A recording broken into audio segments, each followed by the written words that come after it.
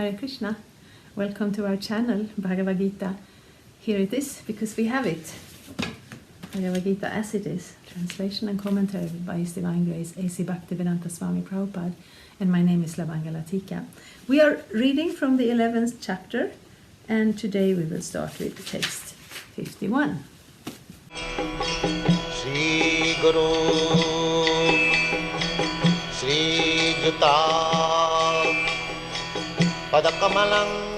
So, we have Krishna and Arjuna standing on the Kurukshetra battlefield, and Krishna has just been showing his universal form, and now he has turned back to the Krishna we all know and love. And here we have Arjuna speaking again, text 51. Translate, no, Sanskrit. Arjuna vacha drishtvedang manushang rupang tava saumyang janadana idanim asmi samvritta sacheta prakriting gataha. When Arjuna thus saw Krishna in his original form, he said, "O Janardana, seeing this human-like form so very beautiful, I am now composed in mind, and I am restored to my original nature." Purport. Here the words Manusham Rupam clearly indicate the Supreme Personality of Godhead to be originally two-handed. Those who deride Krishna as if he were an ordinary person are shown here to be ignorant of his divine nature. If Krishna is like an ordinary human being, then how is it possible for him to show the universal form, and again to show the four-handed Narayan form? So it is very clearly stated in Bhagavad-gita that one who thinks that Krishna is an ordinary person, and who misguides the readers by claiming that it is the impersonal Brahman within Krishna speaking, is doing the greatest injustice. Krishna has actually shown his universal form and his four-handed Vishnu form, so how can he be an ordinary human being? A pure devotee is not confused by misguiding commentaries on Bhagavad-gita, because he knows what is what. The original verses of Bhagavad-gita are as clear as the sun. They do not require lamplight from foolish commentators. Yes, it is apparently quite common that there are commentaries on the Bhagavad-gita that give a different view. And then this is not much appreciated. Prabhupada wrote this Bhagavad-gita for that very reason, because he was aware there are many editions of Bhagavad-gita in India and in English as well, but he couldn't. There wasn't any one of them that he could recommend, because so many of them have this misdirection in them. Krishna is there as a person. There are some verses where he says aham, aham, aham like 4 to 5, 8 times, and yet the commentary will say it is not Krishna the person, it is the unborn Brahman within or behind, to whom we should be, to which I suppose, it's not a whom, it's a which we should be directed. But if it was that, well, Krishna would have said so. Krishna is quite capable of expressing himself. You know, just read the Bhagavad-gita. He comes at different philosophical points from different angles. Never, in even one of them, does he indicate that his person is not the original form. Rather, he shows the universal form, he shows the four-handed Vishnu form, and he comes back to his Krishna form. That is clear. It is very clear. Many of these points, we need a little gentle direction to understand them, because this Vedic philosophy with all the karma and all the yoga and all of that, we may not have the background for it.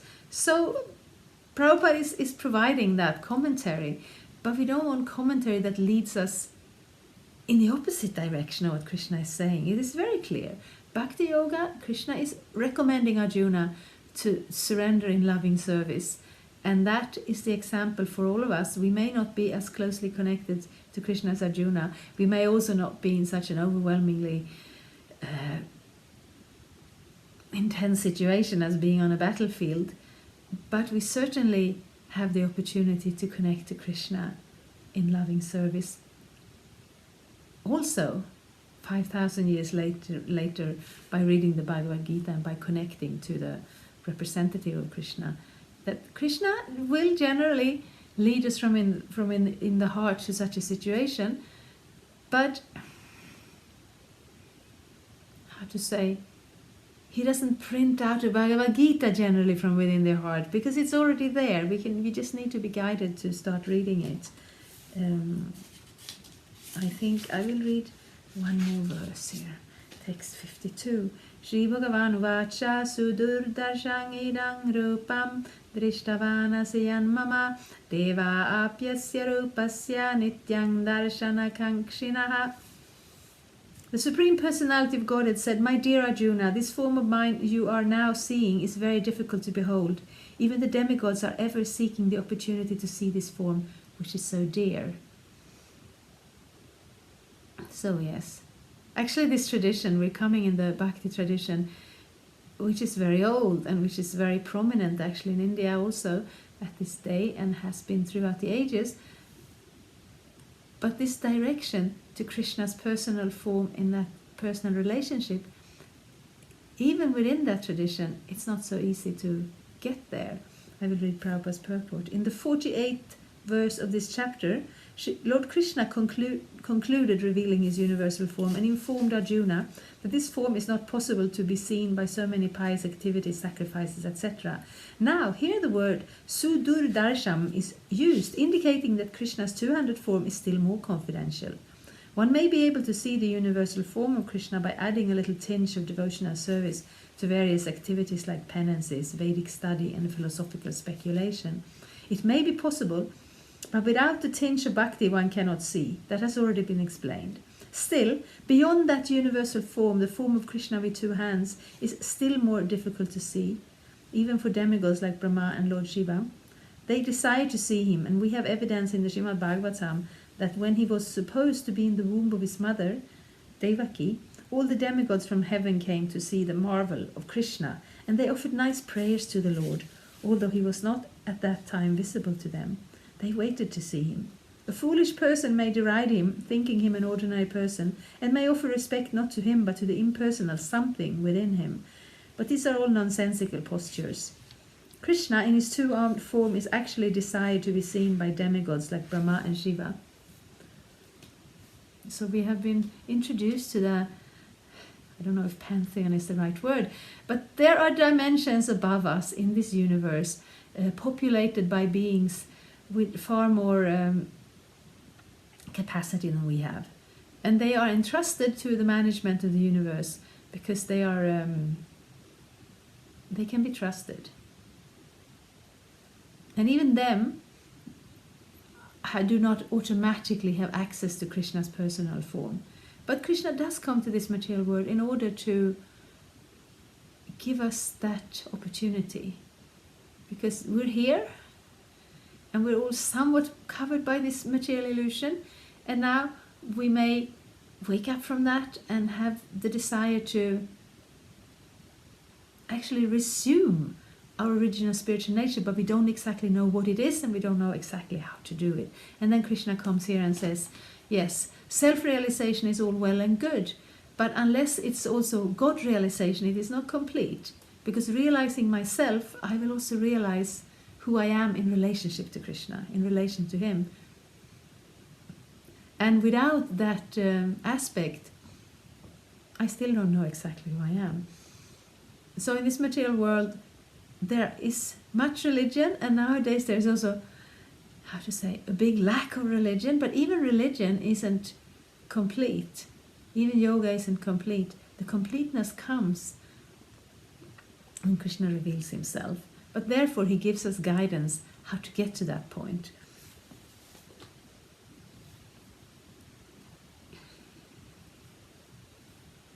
In Bhagavad-gita 9:11 it is also confirmed, Avajananti mang mudha manushing tanum ashritaha.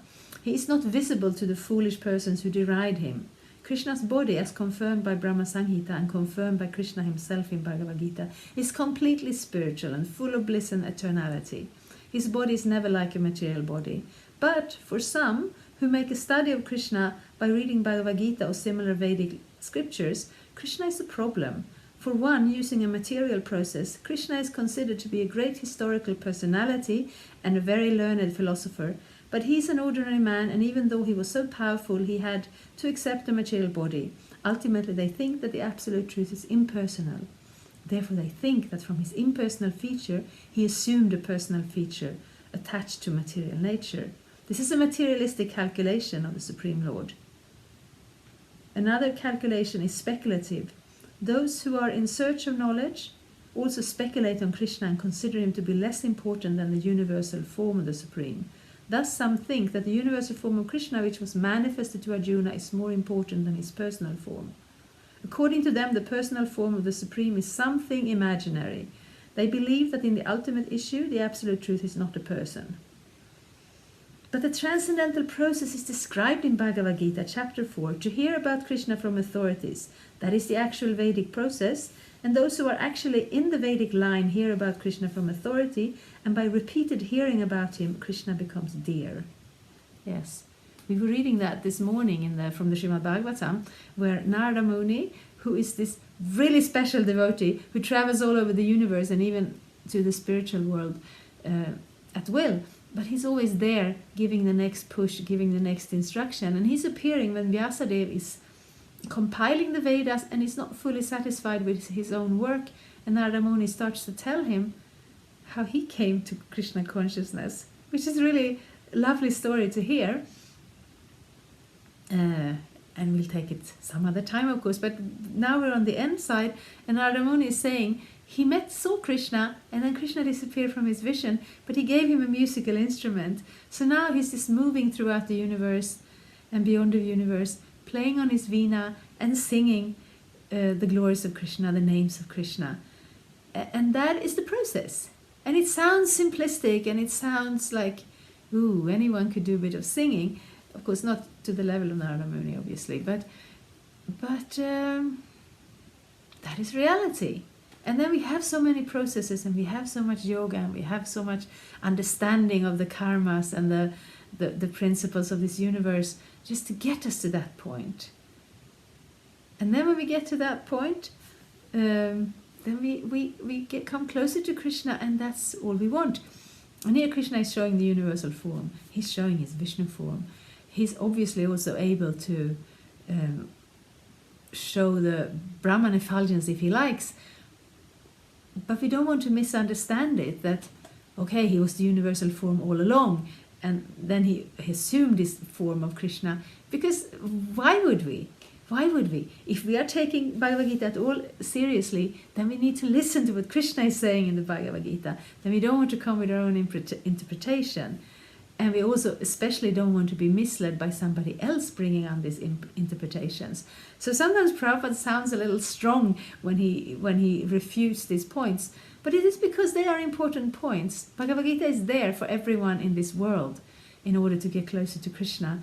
And then if they get misdirected by somebody representing it in the wrong way, and therefore in this human form of life they miss the opportunity to come closer to Krishna, that would be such a terrible thing. It is one thing if we choose to disregard Krishna and leave him out of our lives. But if we turn to him and then we are misguided, that we don't want that to happen. As we have several times discussed, Krishna is covered by his Yoga Maya potency. He is not to be seen or revealed to anyone and everyone. Only by one to whom he reveals himself can he be seen. This is confirmed in Vedic literature. For one who is a surrendered soul, the absolute truth can actually be understood. The transcendentalist, by continuous Krishna consciousness and by devotional service to Krishna, can have his spiritual eyes opened and can see Krishna by revelation. Such a revelation is not possible even for the demigods. Therefore, it is difficult even for the demigods to understand Krishna. And the advanced demigods are always in hope of seeing Krishna in his two-handed form. The conclusion is that although to see the universal form of Krishna is very, very difficult and not possible for anyone and everyone, it is still more difficult to understand his personal form as Shyama Sundar. Yes. So Prabhupada translated the Srimad Bhagavatam, but somewhere in the middle he realized that he didn't know how long he would have here. So he went to the 10th chapter, 10th canto, to present the summary in what we call the Krishna book, where all of Krishna's activity are presented. We're not supposed to jump in there before we have the philosophical understanding of who Krishna is, but also we're not supposed to miss the opportunity in this human form of life. And there we see Krishna relating with his devotees. And we see sometimes the demigods turning up here just to see him. And we see sometimes the demigods misunderstanding who Krishna is and treating him like an ordinary child. And he will correct them, he will bring them closer to him. And then they are all very happy. So that's the thing. God is not coming here telling us that, well, I'm stronger than you, so you have to do what I tell you. No. Because he has nothing to prove. And he has no need. He doesn't need our service and worship. He has plenty of that. The spiritual world, which is the majority of existence, he has those relationships with everyone there. He has plenty of devotees in this material world also. What he is doing is showing us, this is your opportunity to come closer to me. This is how you can do it. And therefore, we don't want that opportunity covered by false speculation. So therefore, sometimes the words are a little bit strong, but this is such a precious opportunity given by Krishna that we can simply not afford to let it be misunderstood in any way. Thank you so much.